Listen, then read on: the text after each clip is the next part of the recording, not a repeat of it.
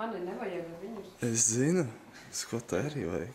Skolotāji nav nogrāts. Kas jūs tagad skaitat? Armijā iesauca. Atceries Butānu ar pamperiem. Jā. Tas bija pirmais pārģērbšanas gadījums. Līdz tam jau nepārģērba 10. klasi.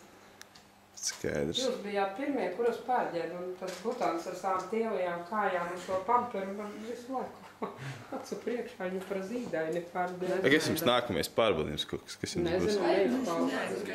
Mums ir, tas ir, viņiem ir jāierodas vestibilā tur pie izējas. Kur jūs tik maz? Tādu mēs esam. 5 tik ir. Vai te nebija vairāk sāk? Bija 7. Kas notika? Ko jūs sagaidat? Ansāna zākumus nofilmē, baigi. Tie tur? Es domāju, augstu pēdiņas. Pārģēņi ir tagad. Zoļļi. Kas ir zoļļi? Zoļļi? Karaļi. Krievu armija. Skaidrs. Labi, es te jums netraucēšu mācīties. Nofilmē 11. Viņi paši ir šausmīgi smuki sapulcējušies. Kas viņi skaitās? Viņi ir ģenerāļi un viss kaut kas tur. Kāpēc 11. ģenerāļi? Virspavēlniecība armijas. Kas te Gaugiri skaitās? Kas Gaugiri?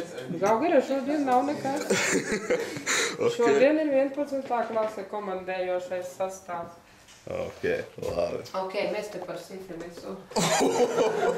Nu, gan jums tēmas. Labi. Tēma, ko darīt? Armijā ir sifilis? Jā, šausmīgi izplatīts. Armijā vienmēr šitie te virsnieki instruē zaldātus, kā no sifilis izvairīties. Un kā izvairīties?